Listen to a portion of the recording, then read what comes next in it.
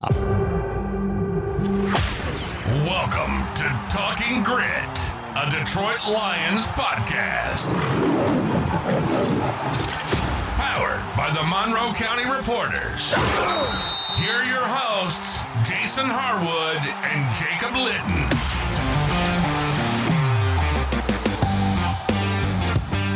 All right, everybody, welcome to another episode of Talking Grit. I'm Jason Harwood. Over there is Jacob Litton. Training camp is here. Jacob, how you feeling? I feel fantastic. Finally. It's finally back. New football information is coming out that's actually relevant to the season. And I'm getting back in my comfort zone. I love it. Definitely. That just means real football is coming soon. It is. I mean, well, a week from Thursday, we're recording this Monday night. A week from Thursday is the first game. We got football unless, we're in single digits now, right? Right. I don't care that it's preseason. I don't care it's the Hall of Fame game. Tune me in. Get to see it. So we're both excited about that. What we're not excited about is our Tigers are not playing well. So we need to trade deadlines coming up. Mark, they play every day up until, I don't know if you know, look at the schedule. Tigers play every day up until that first preseason game. So we're going to have, even on our day off, it kind of works out. We're going to get Detroit sports that day. So that's good. Maybe a trade will happen that day too. I hope so. Right. Yeah. Hey, we're still the first to 60 wins, but the way things are going, I don't think we'll be the first to 70. A lot of other hot teams right on our tail right now. That is correct. Still essential in command, but as far as being the best team in baseball, we're lingering. We're going through a little bit of a slump right now. It's all right. We just need to hit our stride towards the end of the season, so we just can't fall back too much. So today, obviously, we're talking training camp, right? We're going to talk about some of the injuries that have happened, what the reports are coming out from the beat writers about training, how training camp's going. There's been 2 practices so far. We've had some media sessions, so we can talk about that too. And then there's been some transactions. People have, some have been cut from the team, some we've added some players. So we'll hit that up real quick. But first, we want to talk about listeners here. We got a couple fan mails from last week. I'm going to go ahead and read that and give them a shout out. So the first one says, "Hey guys, my name is Ben Walls. Just wanted to say I love the show. The back and forth between the two of you and the discussions are great. I enjoy listening to you as much as POD. Keep up the good work and looking forward to the season. Go Lions." So first of all, thank you very much for taking the time to write in, Ben. That's awesome. Second of all, if you enjoy listening to us as much as as us as a POD, you must really love when we have Jeremy or Ryan on, or Morgan or Miko. So you get both of your shows all in one. But we really appreciate it. Everyone knows how much I respect those guys over POD. So have a statement like that makes me feel really good. So any comments or anything, Jacob? Absolutely. First, thank you for, like you said, taking the time to reach out and make a comment like that. That's awesome. We love the feedback. But yeah, definitely hearing, he enjoys listening as much as the POD. Those guys are the gold standard, in our opinion, that's, they do a great job over there. So to hear that, we're even being mentioned like that is awesome. So thanks, Ben. I appreciate that. Yeah. The next comment we got is referring back to our episode a couple of weeks ago, I think, when we were talking about the announcers and someone that we didn't announce. And I knew immediately after the episode that we didn't announce him, but it's a great episode, but had to text y'all. Kevin Harlan. Of course, we didn't mention Kevin Harlan. Should have done that. But he said, can't believe he wasn't mentioned. Guy can broadcast. Imagine him and John Madden. Apparently, that's his dream duo. I talked, in that episode, I know we talked about that. Jacob, this listener did not leave his name, but he's also the listener that a year ago wrote that the siren at the beginning of the intro freaked him out. It's the same listener because it came from the same phone number, no name attached. But I got rid of the siren, so maybe he felt safe. He felt safe enough to listen because he doesn't have to worry about looking over his shoulder. But I think we said at the time, like, he's guilty of something, right? Maybe he's speeding a lot. Maybe. Right? I don't know. When I hear the siren, when I'm listening to music and there's a siren in the song, right away in my rear view, it's like, oh no, they got me. Looking around. Are you a speeder, Jacob? Do you speed? I don't, I just let the car take me. Speed is irrelevant. Oh, okay. Until you see the police. All right. That's when I check the speedometer. Like, oh, Driving like the Autobahn. You just drive whatever you feel comfortable with. That's yep. what Jacob does. All I'm right. going with the pace of traffic. All right. Okay. All right. Gotcha. Keep those kiddos safe. That's all I ask. Oh, this is when I'm by myself. When I'm with the kids, I take things real easily. Probably too much. And we're in the minivan too. So it's funny because sometimes, like, we'll take off, like, it's a red light, we'll take off. I don't, take off very quick or anything like that. We're coasting, it's whatever. Every once in a while, somebody will speed up and like get around me. I'm sure they're just expecting to see some like little old lady in this van, and then they see me. I just had a picture of you busting butt down the street in a minivan, just like cruising. Yeah. Hauling ass. Yeah, getting that grocery getter. All right, man. Why don't you? I'm gonna let you. Yeah, you've heard that term before, correct? I have heard that term before from my dad. Mostly it would be like a station wagon. That's what we used to call a grocery getter back in the day. You don't see. Well, station wagons are now kind of crossovers, which everyone has. Like my probably Ford Edge, I would consider a kind of a station wagon. Anyways, let's get to Lions football here. Quick transaction tracker. Why don't you, since we've been on last week, there's been a few roster additions, subtractions. Why don't you go through that? Yeah, so we'll start with the bigger news. Frank Ragnow has officially retired. So if anyone was holding out any sort of hope that maybe there was something up there with him not being listed, it did not become official. It did finally become official. He's retired. They've asked some of the players about it in camp. They say Frank's having a great time. He's enjoying retirement. Any thoughts of him potentially coming back are pretty much over with right now. Second, big news, Tate Ratledge did sign his rookie deal. Some concerns about maybe some sort of holdout. All of these second-round rookies, waiting until the beginning of training camp, really, before they're making these deals. So Tate Ratledge signs, and it ended up being about 70% guaranteed.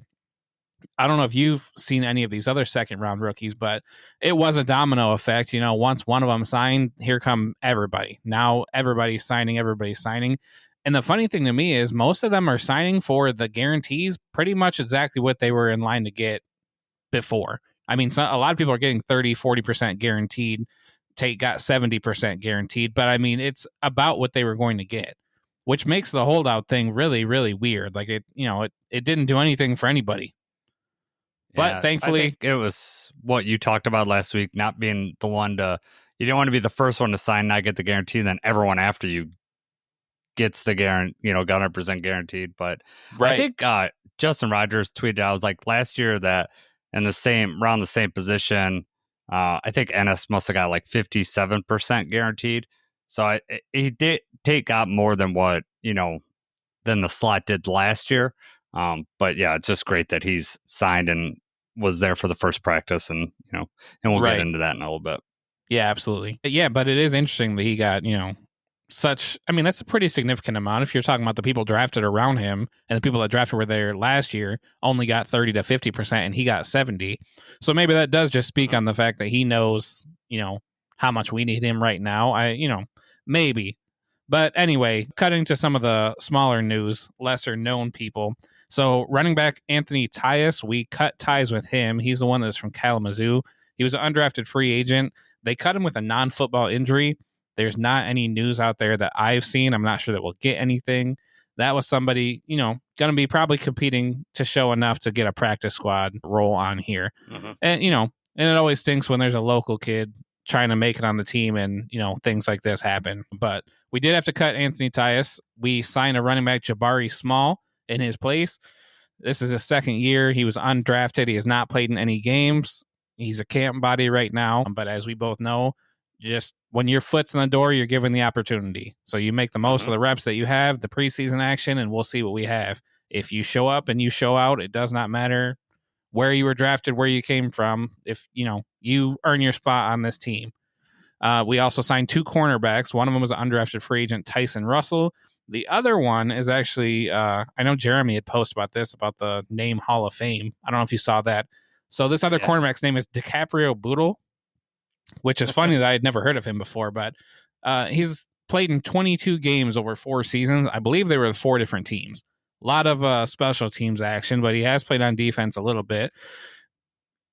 Same situation here. Their foot's in the door. They're given an opportunity here. Let's just make the most of it. And, with some injuries and some things that have happened already in the first couple of days, they're already getting some reps, and which we're getting into that soon. But yes, so that's what's going on with the transaction so far. Yep. And then beyond that, some unfortunate injury news, some decent news. Some first thing we'll mention, obviously, Levi Onwuzurike out all season, ACL injury. A little more information came out from that Dan Campbell today. Sounds like it was a lingering issue that they thought they were going to be able to just rehab. Decided that they had to go surgery, which is devastating for Levi. Not great news for the Lions. He was going to have a really good place on this defense. Any thoughts on that at all, Jacob? I mean, that was very shocking to me. I was not prepared for, that announcement. And something like that is usually like right from the jump of the press conference. And he didn't mention that right away. It was a couple minutes in when somebody had asked him about him not being there. Mm-hmm. That's really significant. We really are going to have to lean on Tyleek even more than we did before. We already don't have Aleem. That was really, really bad news for day one. Yes, I agree. Pat O'Connor is going to be the guy that probably is going to need to step up. He's going to kind of played similar to up and down the line a little bit that Levi did. Pat O'Connor mostly played inside with us, but he does have experience going out. Not all the way out to the edge, but they call it the position 4I, which basically play on the outside of the guard, but inside the tackle, covering the B gap. That Pat O'Connor could play that position. I think that, that he's going to have to step up. He's not going to be as talented as Levi. It's unfortunate. I know the people on Twitter are, blame Brad Holmes because we, re-signed another injury guy. This really has nothing to do with the previous injury. I don't, it's totally just a freak thing that, just didn't get better. So yeah, it's unfortunate that, they didn't figure this out beforehand before giving the $4 million, but hopefully it works out for Levi. I like the kid. I'm hoping it works out. Right. Question for you. Because you had a really good tweet about this not about this, but you had said before that maybe Levi had like a lingering back problem or something, and that's why we got him at a discounted rate. Maybe the Lions knew when we first said he was going to be on the PUP. Yeah. You had put that tweet out there. Do you still kind of feel like maybe they knew he was working through some sort of knee thing? Because it sounds like you kind of just said that he, they were rehabbing. He was spending a lot of time at the facility. Turns out he just, wasn't going to be better. He was going to have to opt in for surgery. Do you think the knee injury that they knew about and that played into the salary there? Yeah. So, that initial tweet came out when he just was on the reserve PUP list, and we thought he was going to be out. We knew he was out for at least 4 weeks. I did not anticipate a season at that point. Even that sucked. That was really bad news. Yeah, that was like, oh man, 4 weeks, that sucks. And then, he's going to have to ramp up and get ready and all that stuff. So my tweet was maybe that the Lions knew that there was some off-season surgery that was going to be needed, and it just is taking a little bit longer, and that's why they got him for the discount rate. My feelings now is a little different just because of the stuff that's come out. Maybe they knew there was a lingering issue, or maybe Levi just, I don't know. I don't want to put it on that Levi's like, well, I knew I had this, so he's going to hurry up and sign that deal. But he obviously wasn't feeling great because this ACL extends all the way to the season. So, maybe that's why Levi just didn't want to mess around and have to do the medicals and all that stuff, that he just stuck with the Lions. Because if he signed anybody else, they're going to do a full physical and do all that stuff. So, it's probably good on Levi to get that deal signed early so he can get paid this year. I wonder how much. I don't have it in front of me, but I don't know how much he got guaranteed. Yeah, I think the whole thing was guaranteed. I think it's like $4 million or something like that. So I think he I mean, I don't know if there's any bonus structures to it. Obviously, he's not going to hit any of those.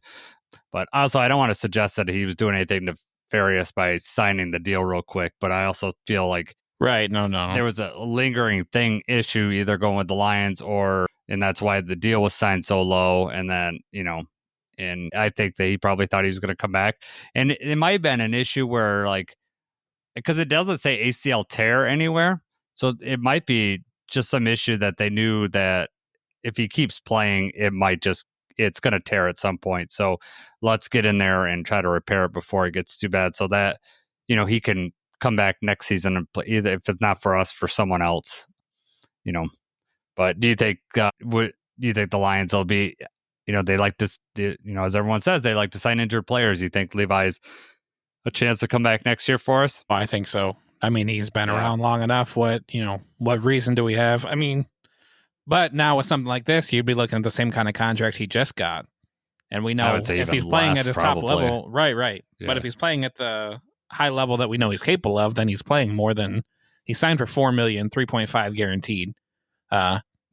He's going to lose all those game bonuses, playing time incentives he had. Could have earned him up to another $750,000. Sack incentives were another $750,000. So basically, it's just a $3.5 million that we were on the hook for. But I definitely think they leave the door open for him coming back again.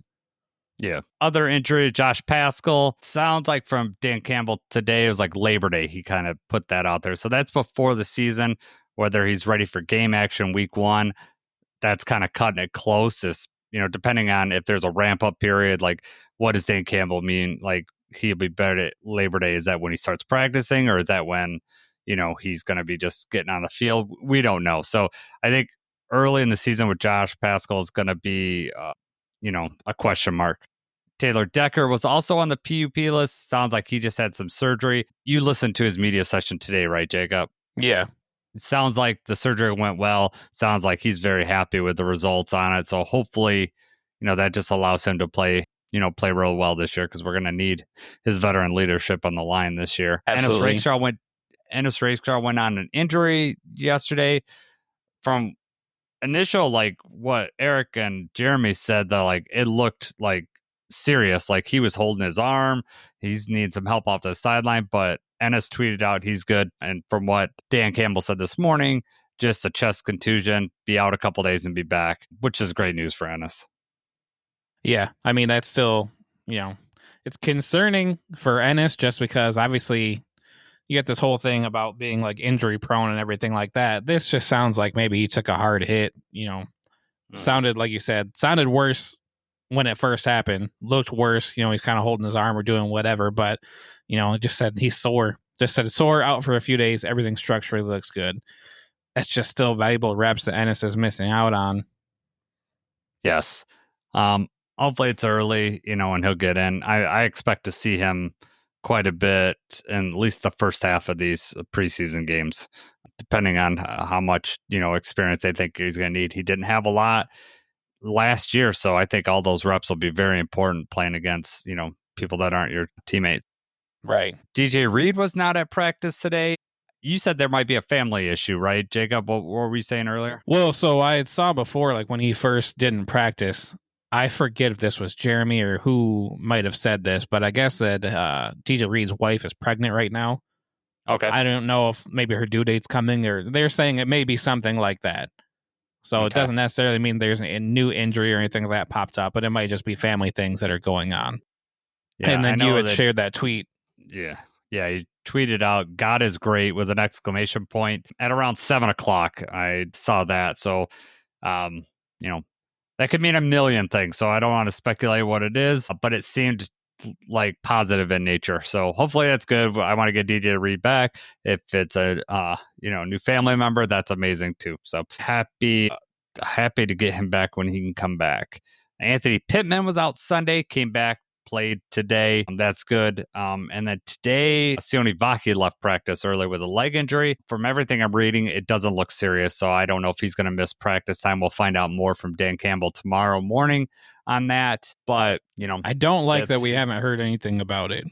Obviously, they don't have to put anything out there. They don't need to. But at the same time, you hear leg injury and you immediately think the worst. But, from what I saw, I'm sure you saw the same thing, that he spent a lot of time stretching and working with trainers and stuff on the sideline before they officially just decided to pull him for the day. So had this been some sort of catastrophic injury, they would not have been doing that kind of stuff on the sideline with him. So he could have just pulled something or... Yeah, I think Eric and Jeremy said in their posts, like they did like a post-game podcast for direct for their subscribers. And they said that he like did something and then did like 2 more reps. And the trainers, like when he tried to run his 3rd rep, the trainers pulled him off. So, I mean, he's trying to work through something. Like you said, I can't imagine it's something too serious if he's out there actually practicing and trying to, go through it. So hopefully we avoided something big there. This is, I don't know if you caught my exchange with Ryan Matthews on Twitter. He was complaining about two different types of people. He was complaining about the voice of reason guy on Twitter. And then he was, it's like the, sky is falling guy. I did see that. And that, this is interesting for me because I saw it before you even commented on it. Yeah. What I was like, oh God, Jason is the biggest voice of reason guy I think I know. Well, that's why I replied because I'm like, I saw it afterwards. I am a voice of reason guy, but also when I got down to talking with Ryan about it, I feel that and I actually talked to Morgan because Morgan reached out to me after he saw my reply. He texted me and asked, he's like, I reached out to Ryan about this too. So the thing that I don't think that Morgan and I came to a consensus on, it was like the condescending nature of either one of these people, where the voice of reason guy was like, you guys are all stupid. Why are you worrying about that? I think that that's maybe what Ryan was leaning on. I don't want to discount anybody's anxiety or whatever they got going on, but I do look at things more positively. I mean, I know even last year with Aiden Hutchinson thing, you were really down about it. I was upset by it, but it didn't ruin, it wasn't ruining the whole rest of the season. So you were always the glass is half full.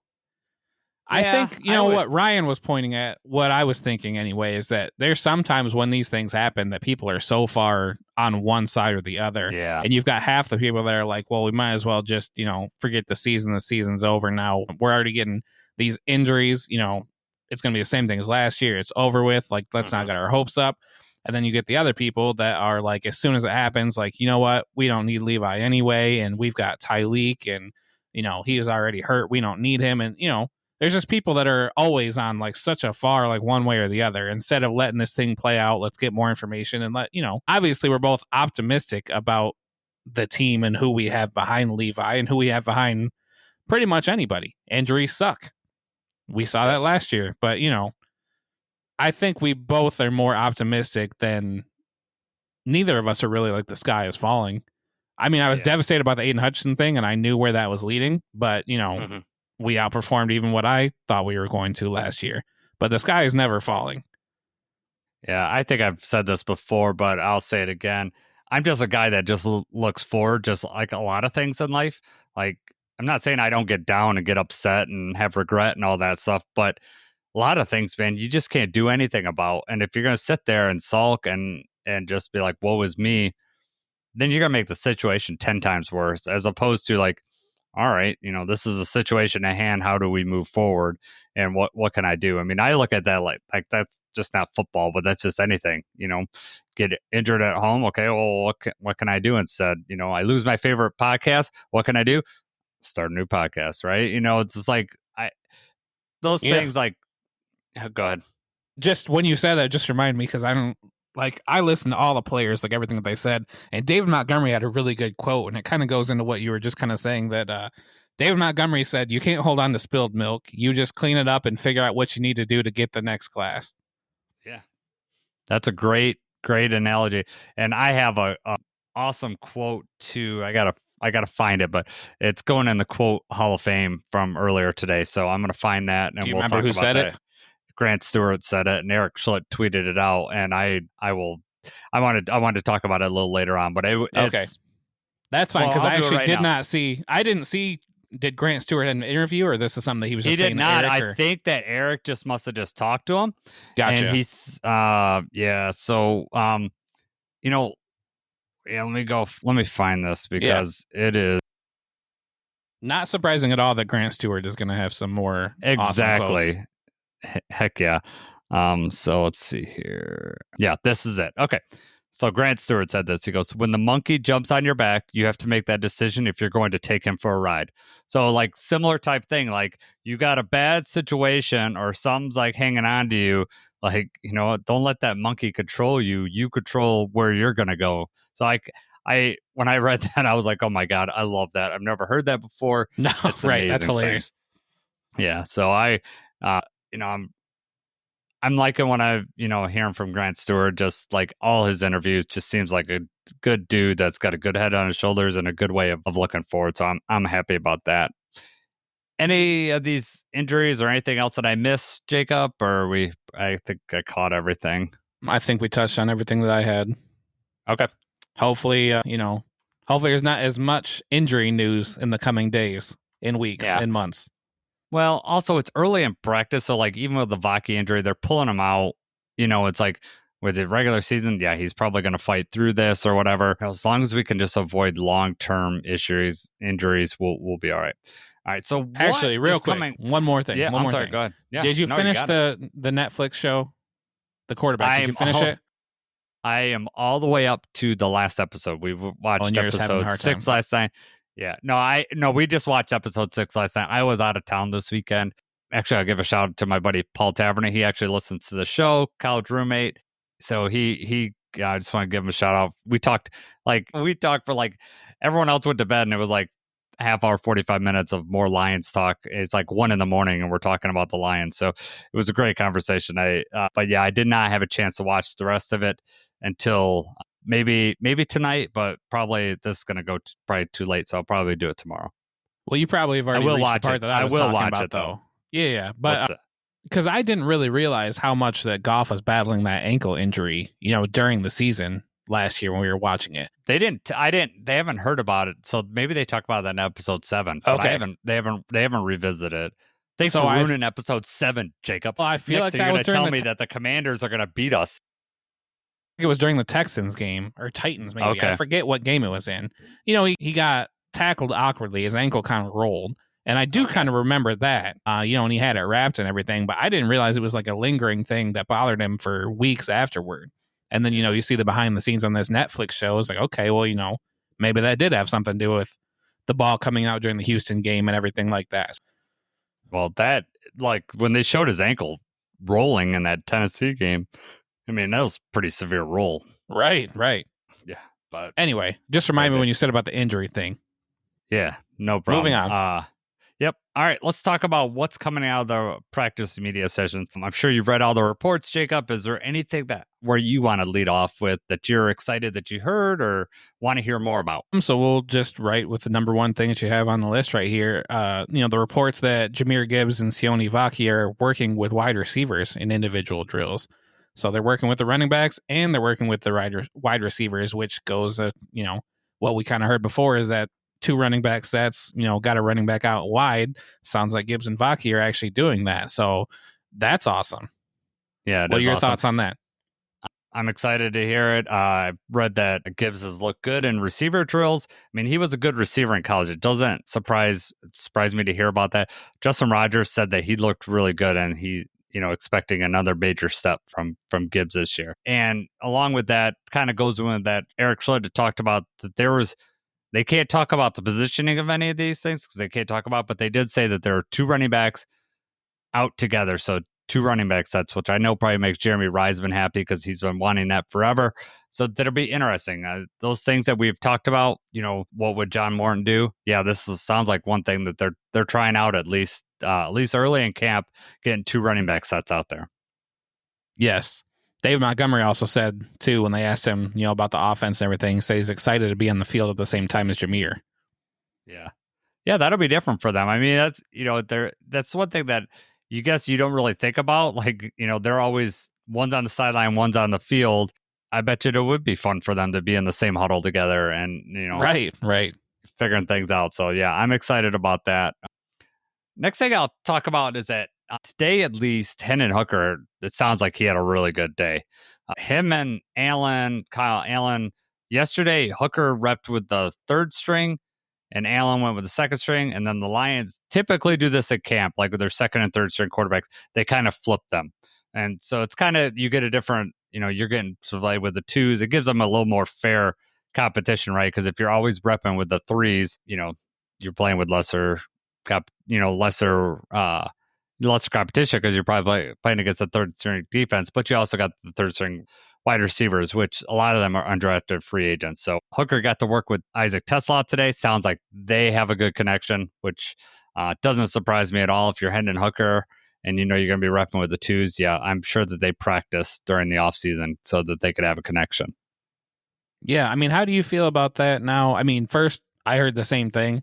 Pride of Detroit. I know there's a couple other people that have posted about that too. And Nolan Bianchi at Detroit News, he actually said the headline of practice was the performance of Hendon Hooker, and said it was one of the sharpest sessions that he's ever seen from him. But, because we talked about that before too, and you kind of downplayed the Kyle Allen thing and thought that, he's a veteran during camp, he's going to make Hendon Hooker better and everything. And, what Dan Campbell is saying and what everyone's kind of said is that this is an open competition for QB2. And, they gave Hendon a lot of things to work on during the offseason. He's been working on it. I know Hendon also said the same thing. They had a brief little talk with him, but he said he's not worried about having to compete for the quarterback 2 spot. They said he's supposed to be working on playing fast and playing confident. And he's seeing things faster, seeing things develop a lot more early. He's playing on time with the rest of the team. So all positive things from Hendon Hooker. But do you still feel the same way? I mean, do you feel like this is Hendon Hooker's job, or do you really feel like this is an open competition? Well, I mean, I do believe that they're not lying when they say it's an open competition. However, I think it's Hendon Hooker's job. I'd be pretty shocked anything outside of injury to knock him down. I think they know what they got with Kyle Allen. He's, if anything, it's just like put another guy in the room. This guy knows what it's to be a backup. We've talked about it before on this podcast.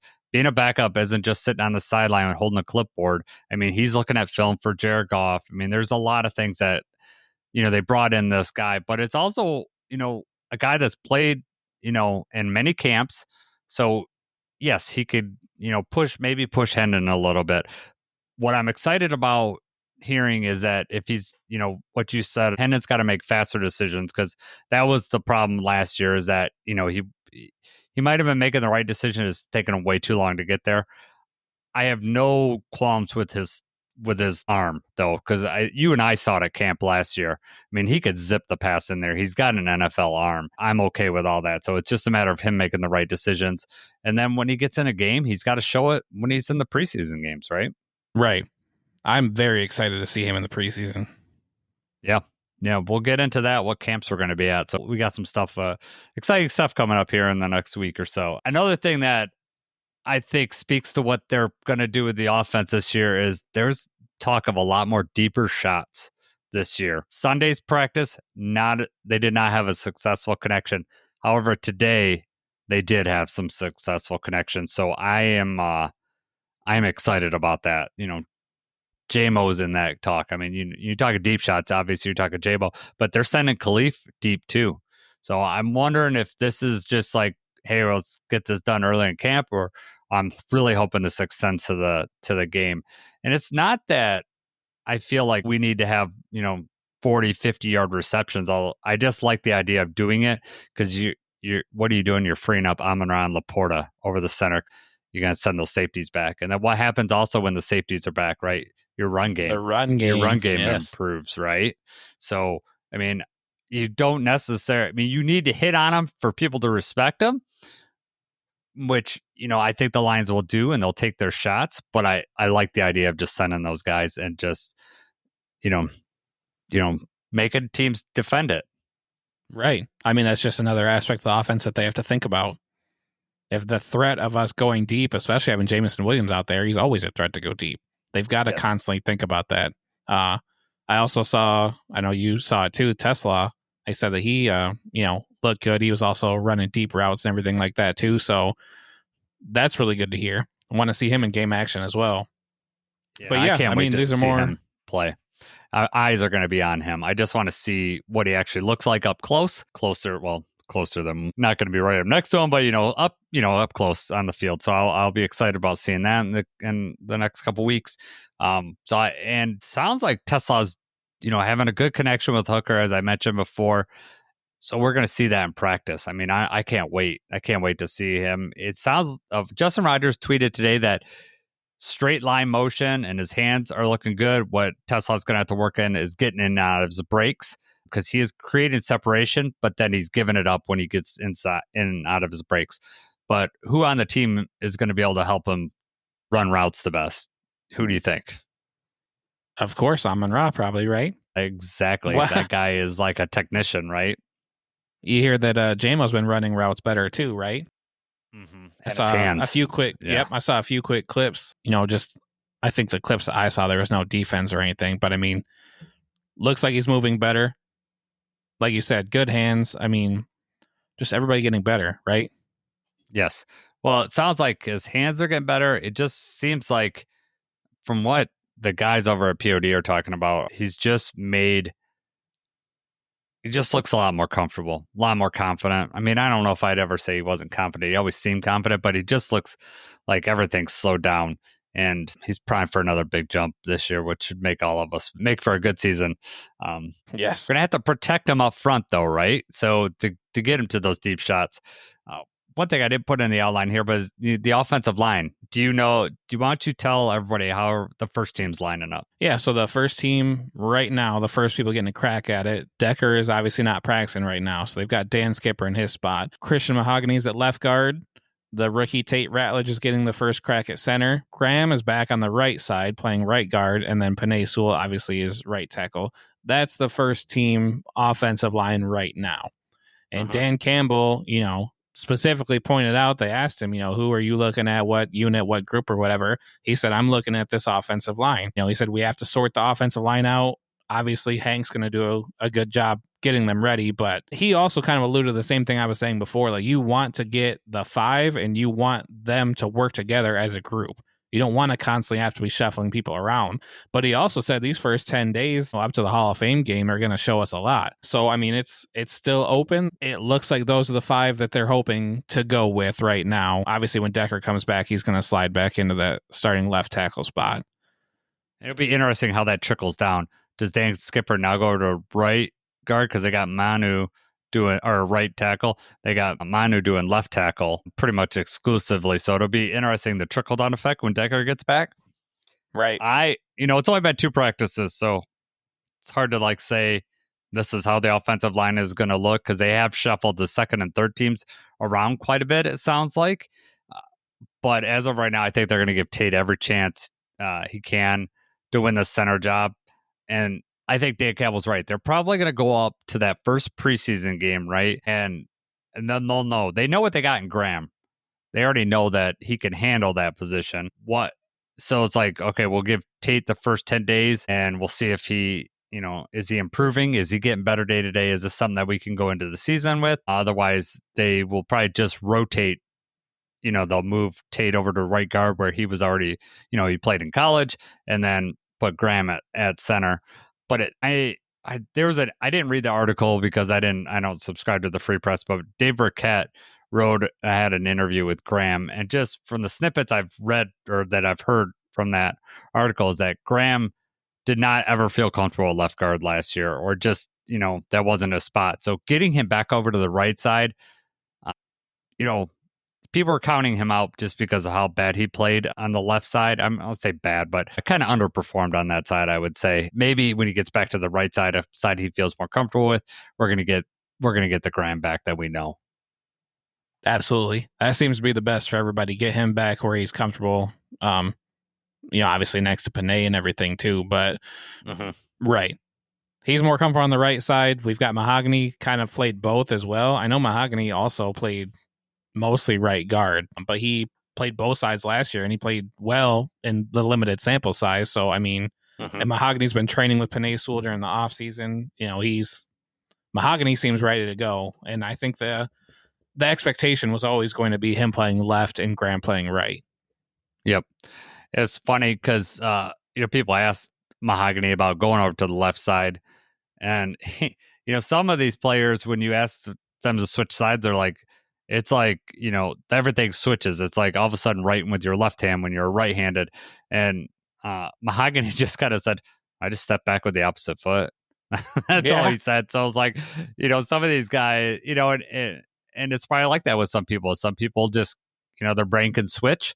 I equate it to like you're doing something that you do all the time. Like, I'm at work, I'm checking a prescription the same way every time, and then they change the software or whatever, and then all of a sudden I gotta relearn this, like something I do every day, 500 times a day, and then all of a sudden I gotta relearn it. Like after a few of them, I start to get in a rhythm. But yeah, it's like reading a different language, and you first get something like that, you're just like, okay. And that's what I probably equate to. Some of these guys can probably adapt quicker than the other, but Mahogany, I don't know if you probably read this, put Derek Barnes on his butt on Sunday's practice.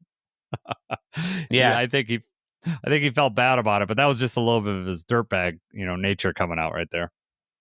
Yeah, he made a point, they asked him about that. He said this is his first camp. He missed all of camp last year. So this is his first camp. This is the first time he's putting on, the pads during camp and everything. He's like, that's what he lives for. He was like, I'm hungry. Well, he felt bad for hitting Barnes like that, but that's what we're out here to do. Exactly. Well, I think about, wasn't it Barnes last year that got in a couple scuffles? I think it was Barnes that, like, in the training camp that there was like some scuffles in there. So Barnes is not afraid of a little contact in camp. So I think it'll be all right. Just while we're mentioning his name, he had the post-game or post-practice interview today. It was great to see him out there and just talking, and he's such a nice, good dude. He just seems like a good dude. He's all excited about Shep. He a lot about Sean Dean Hamilton, the new linebackers coach, talked a lot about him. So yeah, I'm excited, and he is excited about what Shep's doing with his defense, what they're going to be specifically doing with him. It sounds like right.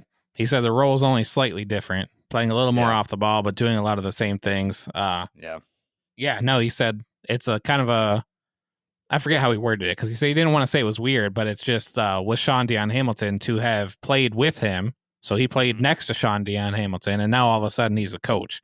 But he said it's nice, have someone who knows how to take coaching, translate it to the meeting room, and that, obviously this is just another, which the Lions have a history of now with Dan Campbell, that the coach has been in a player's shoes. He knows what it's like to be out on the field. So they're bringing a different aspect to it. The players do mention that a lot, that they like that they're like, this guy's been in the trenches. He's been on the war field. He knows what to do and what we're going through. It's not to say that, they all have to have, like, you can't be a good coach unless you're a player, but I do think players relate to that. And then the coaches, I'm sure it helps them get in the player's mind and find out what's going to be effective. And it was also interesting. Barnes asked him, what's like to be back in that room. Obviously, Alex is not, out there playing yet. We didn't mention him in the injury section, but sounds like there's a hamstring issue. Dan Campbell said, no way, it's not a hold-in situation. He refused to believe it, is what the comment Dan made. So I want to get Alex out there. I'll feel much better about things when he gets out there, or when everything gets settled. What I was going to talk about with Barnes said that he could basically communicate with Jack now with just like a look. Like, did you see that? Like, and I was like, I like this room, because when Alex, they're obviously gonna be able to do it with Alex. Alex is like another quarterback back there. So I'm excited about that room. I think it's got a chance to be a really good linebacking room. Absolutely. Yeah, he said, the chemistry with the linebacker room was amazing. He also had said last year was the first year where he felt like everything was coming together for him. The game slowed down. He felt stronger. He felt faster. Obviously, like, the injury and everything happened, but being able just to retain that same linebacker room was amazing. I also got that same thing. That was cool, where he was like, they kind of can just look at each other and, they're seeing the same stuff out there. Yeah. ABC, top linebacker group in the NFL. Or what were we, number 2, number 3, according to... Yeah, number 2, I think, right? PFF had us number 2 behind the Eagles. We'll see.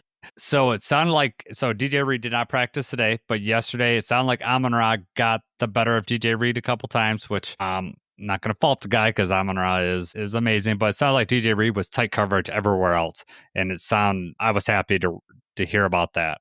He's going to be an upgrade over Carlton as far as being sticky. Not that Carlton was bad. I just feel like DJ Reed's probably going to be just a tad bit better. Right. And he doesn't have to be, right? I mean, we just need him to play at what Carlton was playing. We need him to bring that same aspect that Carlton brought. We don't necessarily need him to be significantly better. It's not like we needed the upgrade. We just need to keep the ball rolling with what we had before. And It definitely seems like he's going to be able to do that. And as far as losing out on, a couple of routes to Amon-Ra, that's going to happen. Right? You're going to get the better of some. It's something else Dan Campbell said. He's like, so much of camp is about trying to test each other. You've got to solve problems. You've got to solve them fast. It looks awful out there when it happens to one of the units, but it's one of the best things that can happen, because now you get to fix it. So these little things that happen, yes, it might look bad if he, gets beat on a double move or something like that and leaves Amon-Ra wide open. But at the same time, these reps are what's making you better. You win some, you lose some. You can figure these things out right now during camp and get more comfortable with the defense. Obviously, this is his first year here. Well, I mean, you want the errors to happen now. You want to be able to work through it. But you got to fault DJ Reed for losing reps to Amon-Ra.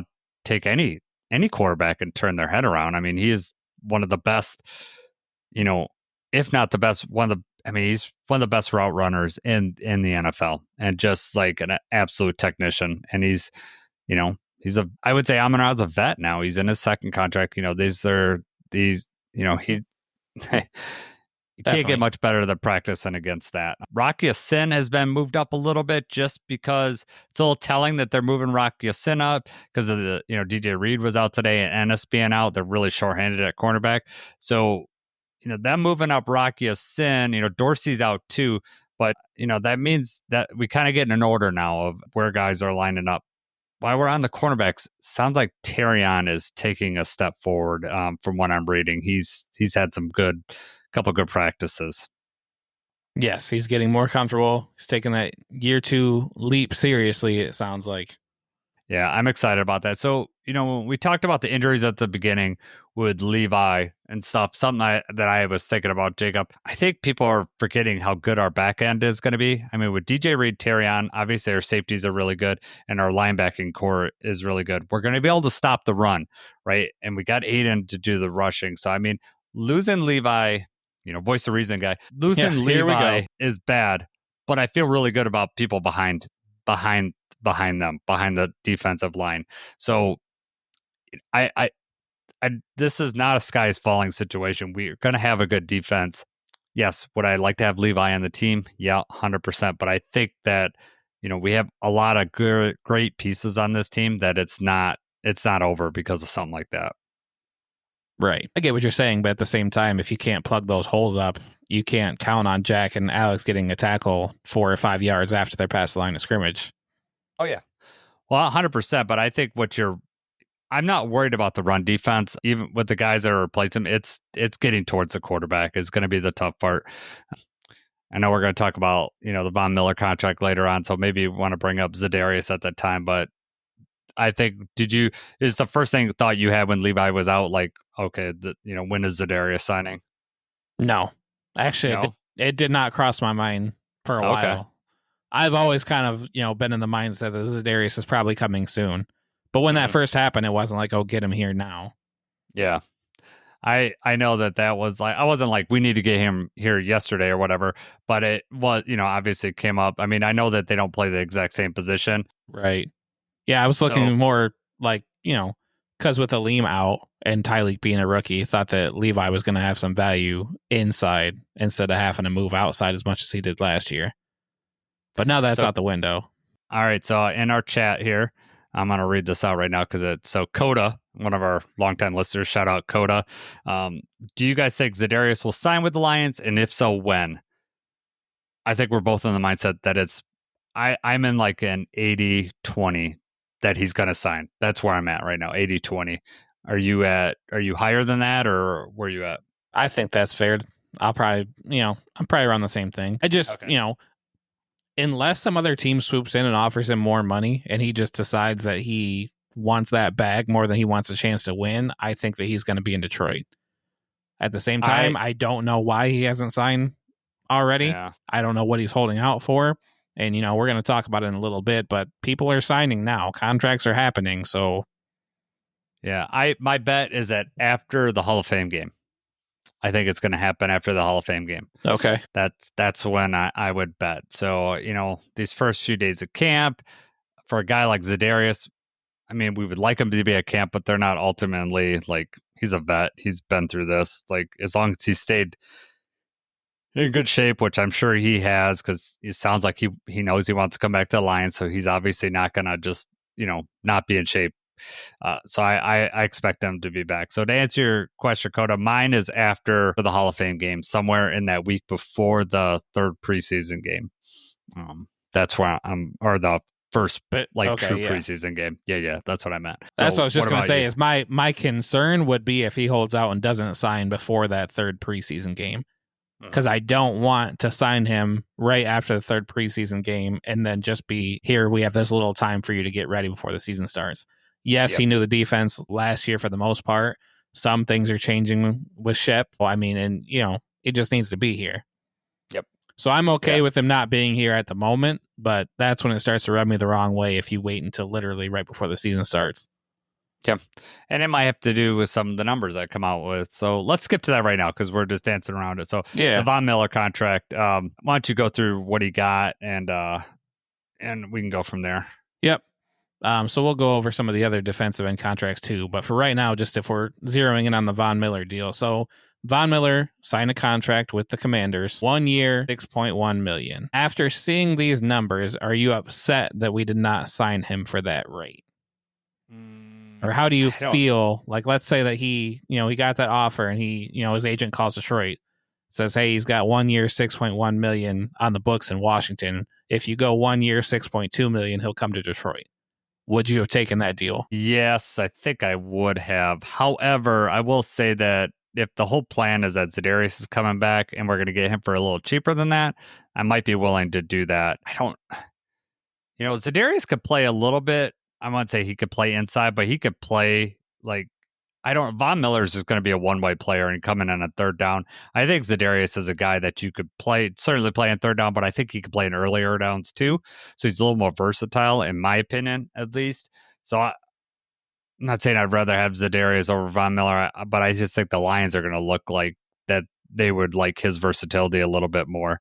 Where do you feel about that? I'm kind of, it hurts that he went to Washington too. Obviously, because of what last year, and it just seems like Washington is definitely capitalizing on the rookie quarterback contract, and they're putting the right pieces together. So I don't like that. But yeah, seeing the numbers and that he would have been available for that much, I would have liked to have him here. Even rotating, just coming in, he was still really effective.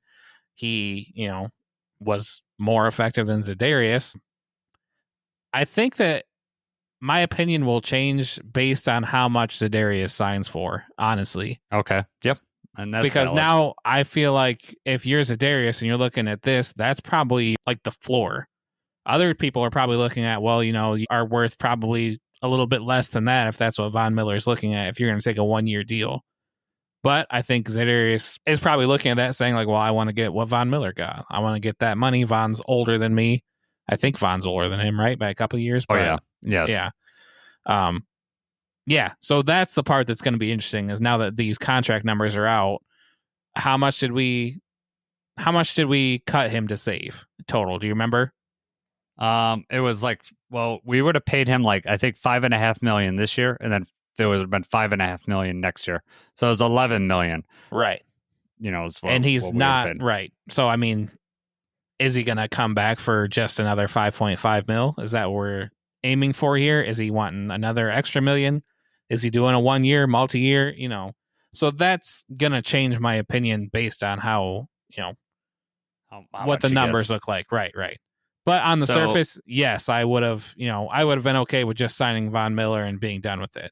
I'm not a fan of if we do have Za'Darius and we're talking to him and the expectations that he's going to sign in a couple weeks or whatever. I'm not a fan of just waiting that out and letting good players go away because we're holding out on him.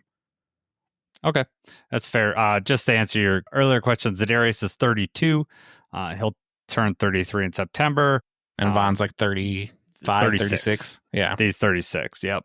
So just a few years different, but yeah. Just a few years different, but also Von's had some injury stuff lately too. If you're an injury guy, the Brad Holmes only sounds injured people. Do you have the same opinion about Von?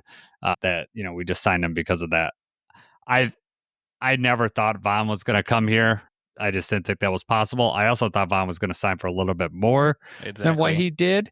So I think the money changes my mind a little bit about it, but I still, like I said, 80-20 Za'Darius come back.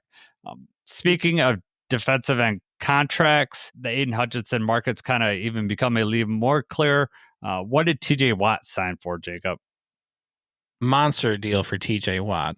So 3 years, $123 million. So he is now the richest edge defender. I think that was the most non-quarterback, right?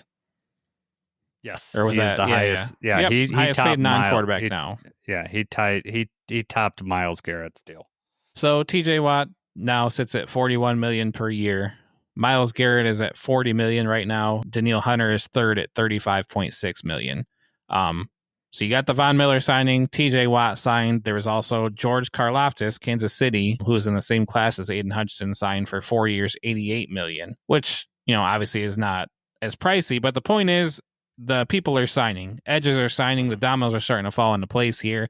And now we're kind of stuck in a situation where, Micah Parsons and Trey Hendrickson are both currently working on deals, and we are working on deals with Aiden Hutchinson. So is there more of an urgency to sign Hutch because of these other contracts and because of because of the ones that are signed and because of these looming ones? Or do you think it's still business as usual? I mean, what's the holdup here, in your opinion? I'm wondering if it's like we're waiting to see what Micah does and what contract he gets, and then or if Micah's why waiting would on that Aiden. benefit? Right? Why would that benefit us as the Lions? It would Do you not. think But this I'm is saying I'm wondering Aiden's right. agents like sitting there waiting.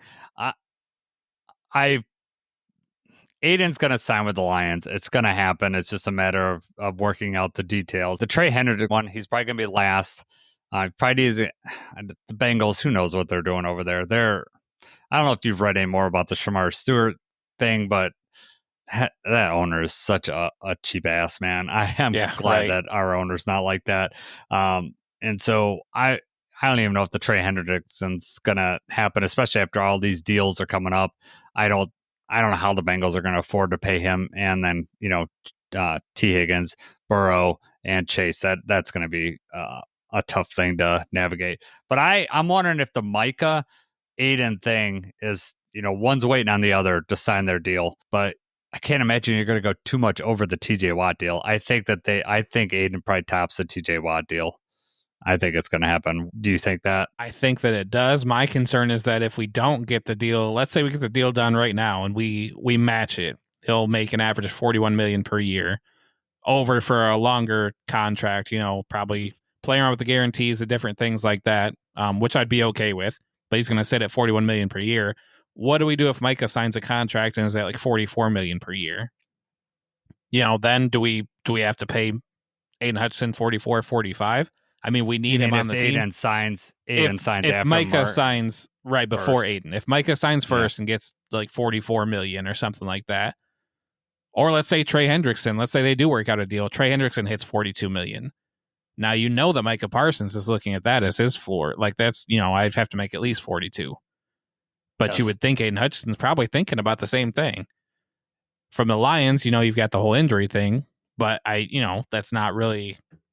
I don't know. It's just tough for me. I wish we would have already signed him before these dominoes started falling into place. Mm-hmm. But I definitely don't want to wait too long. But have you seen the stuff that Jerry Jones has been saying about Micah Parsons? Yes. I talk about another owner that I'm glad that he doesn't own my team, just because why do these guys make it so difficult? Like, is their ego that large that they have to say this stuff? I mean, I know Jerry Jones is. I think Mike Brown, right. I don't think it's an ego thing. I think he's just cheap. Yeah, I just don't understand why you say anything at all. Why are you publicly talking about this? Yeah, there's nothing to gain from it. You're not going to be in the players' favor, and you're not going to turn fans against Micah Parsons. You know what I mean? They're going to side. They know what type of guy Jerry Jones is. Yeah, I don't know why he's got it. He said something along the lines of like, "Well, what if he gets hit by a car?" It's like, what are you talking about? Like, what does that have to do with how much you're paying him right now? Exactly. Like anybody. Does that mean that he's trying not to, he's being stingy on these guarantees? Like that's why they're far apart. Yeah. But I believe Micah Parsons is still in camp. Like, he's not holding out or anything like that. Yeah, he's there. And they're finding Trevon Diggs is not in camp, and they're finding him. Are they finding him? Yeah. Yep. I don't know if they're required to find because Well, if you're going to sit there and talk about injured players, Dak Prescott is your quarterback, and he misses quite a few games, and you're paying him quite a bit of money. So I don't know. Yeah, it's not. But I mean, while you're talking about that, that was the same kind of catastrophic injury that happened to Dak as what happened to Hutch. And I'm just saying, I that's a different situation. What I'm saying is, if you're going to sit there and argue about one of your players being injured and paying them, but you're going to do that. I mean, football players get injured, and it's not like Micah Parsons is always injured. He misses games, but he also, when he's in there, he's a massive line. Right. Massive game disruptor. So, yeah, so let's go back to the Aiden thing. What do you think the holdup is? Do you think it's the Lions, or do you think it's Aiden, or do you think it's Aiden agent? Where if you had to, if you had to guess, where would you think the holdup is? I think you're onto something where his agent's probably talking. I mean, the agent's going to be the one talking to Brad, talking to the team and figuring out. I don't think that Aiden is going to be too heavily involved with this stuff. He's going to kind of let it play out. But I'm sure what the agent is advising is, let's see what Micah signs for. Mm-hmm. Yep. We'll see what Micah signs for. We're in no rush to get a deal done right now. You're under contract anyway. We'll see what Micah signs for, and then that'll be what they have to match. That's what we're going to get. If we have not given Aiden his contract by week 1 of this season, does that tell you anything? Like, are you worried that the deal won't get done, or that, this is extending later on? Or do you think I mean, I certainly don't want it to go to next season, right? I don't want it to go to his last year. So what, if you're not done by week 1, when the season starts, are you upset? I would say, yeah. I mean, there's 0% of me that doesn't feel like it's going to get done. I feel like Aiden is going to be a Lion. Like, that's, I'm not concerned about that at all, but I definitely don't want the talks going into the season and into next year. And especially like if Micah Parsons and Trey Hendrickson both work out deals and we still don't have one by week 1, then I'm kind of concerned and kind of like, what's the holdup? What are we waiting for now? Which is kind of what I've been feeling for weeks. We already talked about this. We kind of wanted this to already happen. Yeah, wanted to happen like last year's extensions before training camp even started. Right. Yeah, it's not even a thought. I want it done by the time the season starts. I don't want this to be a talking point through the season. I don't want to have to question it. Aiden's on our team next year regardless. We got him for the 5th-year option. So I'm not, it's not like we're going to lose him after this year, but the price tag only goes up. And also the stuff you could do with, spreading these contracts out over a longer period of time, like the bonus structure and stuff like that, getting them signed now and doing what they did with Panay, working in their 5th-year option, messing around there, and you got longer, you could spread out as bonus this year if you want to, into next year and the following year. Whereas if you wait, it's just going to be more void years that they're going to put on this thing and spread things out. So I'm hoping it gets done sooner rather than later, especially before Micah signs. That way we don't even have to have this talk. Should he get paid more than Micah? Right. I don't want to have all that, but I'm sure that that's on his agent's mind. All right, Jacob, I think we're about to wrap up here. Is there, I want to talk about what practices we're going to so people can have that expectation. I am scheduled to go this Saturday, so I'm going to be there. Jacob is working. He can't make that practice. It's actually our season ticket holder practice. That's the only date that I could go on the ones that they offered. So my wife and I are going to go. I'll be taking notes, so I'll be on hand with my own eyes. Practice. Are you actually taking notes? I'm not going to be there to snap you out of it. I know. I will take notes. Maybe you should just let Sarah take notes. That would be good. Give her the roster, or she can just write down the numbers. She just write down the numbers. She's the one with the binoculars, man. I'm telling you. Yeah, she knows. She'll know who's on the sideline. I guarantee you that. She will know who's on the sideline, who's been back there, who's working with the trainers. That's her wheelhouse, man. She loves doing all that stuff. I feel better about that. Yeah, good. All right. Well, I'm glad you do. Well, you and I will both be at practice on Monday. So the training camp we're recording this on Monday, a week from today. What is that, the 28th? We're both going to be there. So one of us will take notes. Maybe both of us will take notes. I'll take notes while Jason's just stashing up on the free muffins and stuff. Yeah, that's right. I had to. You saw the cheerleaders walk by and your mouth hit the floor last time. So you were taking notes on that. That's not how I remember it. I do, because you were talking with your wife, FaceTiming her, and I had to say something to you, man. Get your eyes on your wife. All right, man. My eyes were on my wife. I didn't even notice them walking by. You just took your chance. You're like, oh my God, this is how I get him in the doghouse right now. That's all right. At the draft, you were trying to get your son to go take pictures with the cheerleaders. So I know how you operate, man. That's all right. I don't blame you. They're good looking, man. I will not deny that. August 6th is another camp. Jacob and I will both be at that one too. That's just like the general mission camp. We were able to get tickets to that one. So Jacob will be distracted because 2 of his boys will be there. And so I will probably be the one to have to take notes on that one, talk about getting muffins and all sorts of treats. Is this like you get all that stuff before practice and then it's butts on the seat and we're watching this? Is that how you're going to operate with your kids? I don't know. It's the first training camp that we've been to. I'm sure Okay. as soon as the good things happen, Milo will probably have to use the bathroom. And then JJ will be hungry. And then I'll just miss everything. I don't know. It's okay. I tell you, the lines, if anybody's going out to training camp, I obviously haven't been out this year as the open public ones haven't started, but the lines get long at some point during the game. So I would get your stuff, your snacks or whatever. If you plan on wanting to watch practice, get there. Autographs are they changed them last year. There's a fence that people line up against, and that's your best chance of getting autographs. So if you're going there, I will report. Jacob and I will be at practice, so we'll report, if anything changes this year. But as of last year, you want to be right up against the fence, like on the Meyer training, like where the training facility, the complex is. You want to be on that side of the fence. That's where the players are kind of walking out to the field, and that had the best chance. The previous season, we got Deckers and Grahams on the other side where the general mission stands are. But they've kind of walled that off a little bit different. There's not as much fence space over there. So the players, last time we were there, the players didn't even come to that side. I don't know if that was specific for that one practice or not, but, Jacob and I will talk a little bit about the setup and everything like that. And we plan on, I would assume Monday, we're going to be recording. I know that Matt Sotiziak over from Not the Same Old Lions podcast, I'm going to be on his podcast, maybe Jacob too. Depending on when practice is laid out and when he's free. So we'll probably jump on over there and he's going to have a talk with us. And I know that when he goes, I can't remember the date of his practice, but he's going to jump on our podcast and tell us what he saw at his practice. So we're going to try to help each other out a little bit there. Matt's a good guy, and I'm glad to be talking with him a little bit more. Yep. Always good to get that valuable insight. Real quick, just for anybody else that missed out on training camp tickets, because thankfully Jason is a season ticket holder, and I was able to, he was able to bring me along for one of them. We get the other one, through work. But, 10 o'clock, as soon as the tickets were available, I jumped in queue, and I was number like 16,000 or something like that. Yeah. I think it was 10 o'clock. So it's at 10 o'clock. I had to work at 11:30. And then by the time my turn was up, I want to say it was like 1 o'clock, 2 o'clock or something before it was finally my turn. And I knew they were going to be out of tickets because it went from like 1,500 to 1,000 to 800 to 400. And all of a sudden it was moving really quick. So I already knew it was coming, but it was like, it's your turn, join. And then as soon as I clicked, it was like, there's no tickets available for anything. So anyone else that had that experience, I feel your pain and I can relate to it. That's when I got on. So they went on, like you said, they started at 10.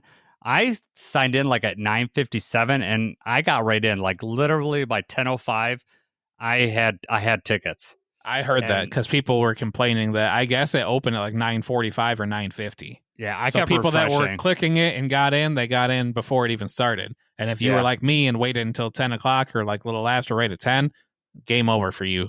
That has been my experience with the Lions thing, is that it opens up a tad bit early. So then shouts out to Jason for letting me know that morning ahead of time. Dude, I gave you 3 of the 4 tickets I got that day. So I appreciate that. I've given you like the tickets because my family can't come that day because it's actually Preston's birthday party is that day. His birthday's a couple days before that, but he's having like going to Urban Air, so they're doing the trampoline park. They're doing that, and I wasn't sure I was going to make it because I was, but it's not starting until 11:30, and practice starts at 8:30. So I'm gonna shoot down there and get there in time. Originally, I was gonna have to drive some of the kids because there was going to be too many kids for one car. I was going to have to borrow your minivan. Actually, I should have done that. But no, one of the kids dropped out, so now everyone can fit in one car. So I can go to practice with you and your boys, 2 of your boys, and then go right down to my son's thing. So that'll be cool. Awesome. I'm looking forward to those practices. It's gonna be a good time. It'll be fun hanging out with you too. Definitely. I haven't seen you in person in I know how long? Month and a half. You're just a guy on my screen right now on my computer. That and someone to text me. I see your words every once in a while. But all right, man, I'm excited. for more information. Excited to hear from Dan Campbell tomorrow. Hopefully the Vaki thing is good, and then we'll, more of the practice stuff. For sure. Really interested how if the offensive line just keeps lining up the same way. I have a feeling it's going to be the same lineup, at least until Decker gets back. But all right, for Jacob, I'm Jason. Let's go Lions.